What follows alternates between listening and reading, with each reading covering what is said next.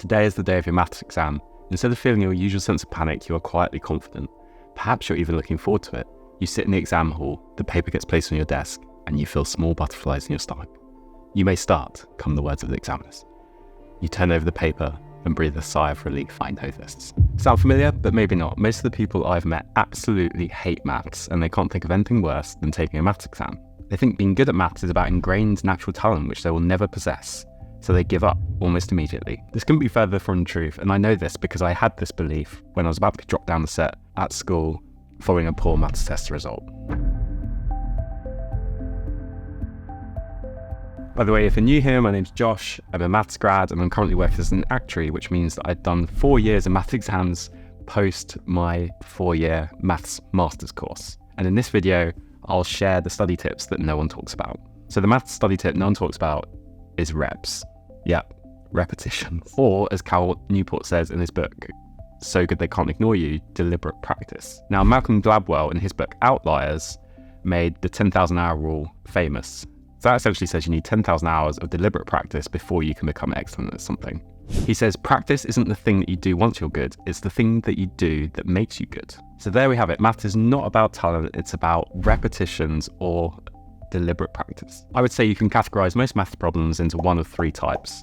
So the first is that it's just a pure memory question. So these are typically asking you to just recall a fact. So it might be, for example, define an isosceles triangle.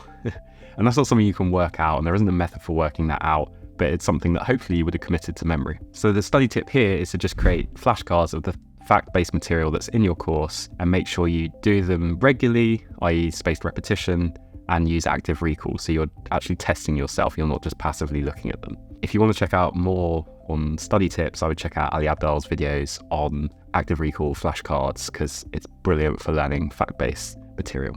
The second type of maths problem requires you to apply a method. So the trick here is to recognize what sort of method the question is asking you to apply. So for example, the question could be differentiate x squared. And you know that to differentiate, the method is to move the 2 to the side and take 1 from the exponent, which gives you 2x. So you don't need to know why that works. You can save that for a maths degree. But what you're being tested on here is, can you apply a specific method to solve a problem? And the study tip here is to practice applying the method to different problems. So you're not learning how to solve a very specific problem, you're taking kind of one step up and you're learning a general method which you can apply to similar problems to get the same answer. The example I just used is differentiation, and you can differentiate all sorts of things, and the general method is, as I mentioned, multiply by the exponent, take 1 off the exponent. That's the general rule.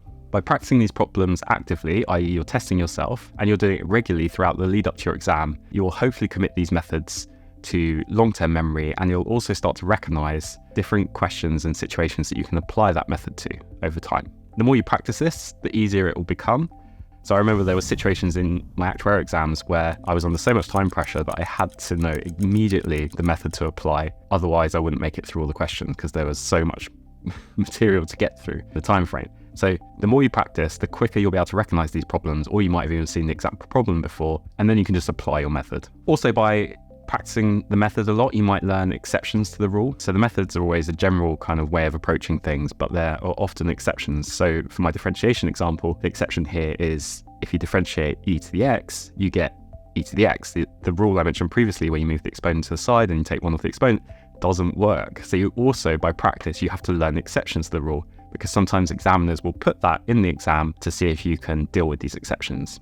I would say don't be afraid of looking at the answer early on in the study process. You want to create that feedback loop on your actions. So maybe early on, be kind to yourself, look at the answer early, work out how you got there, perhaps memorize the method through practicing one specific example. And then eventually you can stop looking at the answers or try and get a bit further without looking at the answers till you get to the point. Hopefully on the exam day, you obviously don't have the answers at all, but you can still get to the answer yourself. The third type of question requires you to apply a method to a new problem. So this is where the examiner is deliberately stretching you. And I would say, types 1 to 3 also get progressively more difficult. So type 3 tends to be the hardest form of maths exams. And this is where you're trying to grapple with something you've not seen before. So it's a bit more problem solving. It will require more thought rather than just, hey, that's a fact, recall, or hey, that requires me to apply this method, turn the handle. This third type often requires you to think a bit more deeply and do a bit more trial and error, trying to apply different methods to see if you can get the answer.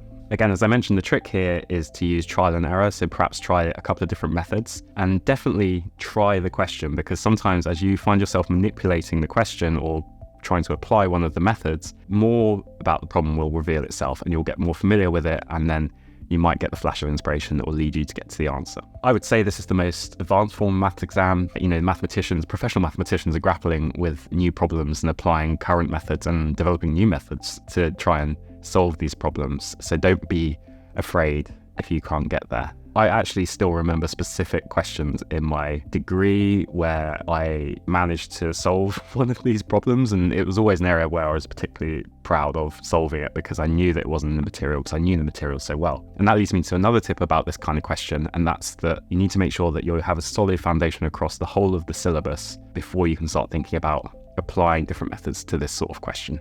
So there we have it. They're the three main types of maths questions that I've experienced. As I mentioned, types 1 to 3 get progressively harder. And as you can see from my methods, a lot of this is about pattern recognition, and you build pattern recognition through deliberate practice and through seeing a lot and doing a lot of the problems. It's quite similar to chess in that respect. Lots of people thought that chess was all about being 8 moves ahead and being some sort of genius, but what they actually found that it's more about pattern recognition, and our brains are more wired to recognize patterns than they are to compute, i.e. that's why computers are good at what they're doing, and that's why humans are good at what we do, i.e. pattern recognition. So what would be my 5-step plan for tackling a maths problem from scratch?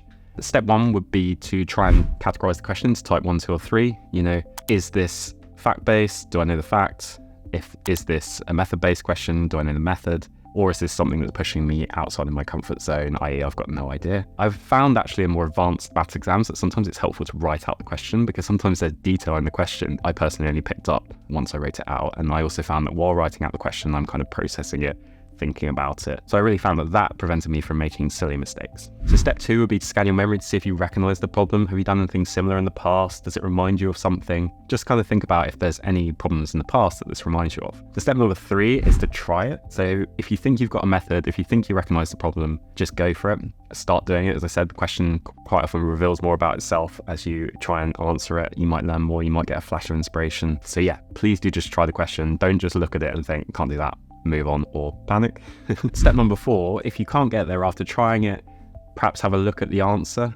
So make sure you've tried it first before you look at the answer. If it's early on in your studying, don't be afraid to look at the answer and try and work out how you get there. But if you're in an exam situation, it might be worth moving on from that question, as you don't want to be spending too much time on a single question. You want to make sure you're allocating an appropriate amount to each question, so that if there are questions that you know and you can do, you're able to get to them in time. And then my 5th step is to make sure that if you don't know the answer to a question, you make note of it and you go back to learn more about that area as part of your spaced repetition active recall. So that's obviously fantastic in your study time. In your exam time, that might not be worth doing unless you think you might have a resit. But that would kind of complete that feedback loop and help you answer maths questions like this in the future. So this 5-step plan for tackling maths problems can be used as part of a broader study plan, as I mentioned, spaced repetition, active recall, or it can be used in an exam situation. The only thing in the exam situation is you obviously won't have the answer in front of you. Make sure you apply this method across the whole course so you don't miss any bits. You could also maybe make your studying more efficient if you look for questions that come up frequently. And for example, like question type number 3, i.e. application to new areas, I would say it's probably worth spending less of your time here because it's unlikely that the same question will come up again. Whereas standard methodology or fact-based questions typically come up a lot and they make up the majority of your marks in an exam. I think when I was at university, about 40% of the exam was fact-based. So regurgitating definitions, theorems, corollaries. Between 60 and 70% was these methodology-based questions. And then beyond that, into first-class territory, it was more about application to new areas, because that's really where things get more difficult. So what's my story? As I mentioned, when I was 13, I just about scraped into top set for maths at my school. I took a test, I did very poorly on it. I was almost about to be moved down the set, where my teacher pulled me aside and said, "Look, Josh, you're good at this, apply yourself." And I just found it so wonderful that this teacher actually believed in me and thought I was good. So I then did take his advice and apply myself. I then started to get 100% in my GCSE exams, and then started to get A's at A level. It wasn't possible for me to get A stars at that point. I'm too old. And then I looked to do engineering at university, but my dad gave me the confidence to do maths. I didn't think I was good enough to do maths, but my dad said, definitely go for it. So I proceeded to get straight A's for A levels. I got a first-class master's degree, and then I decided to be an actuary. So that was another 4 years of maths exams, essentially. There's 15 exams to become an actuary. And then I finally stopped doing maths exams. So I think I've had my fair share of maths exams over the year. I was doing maths exams until I was 26, which I think is quite unusual. And yeah, I wish I'd known this when I was studying, because I spent a lot of time passively learning things. So like reading flashcards, reading notes, copying out notes. And I realized that that is just not the most effective way to study.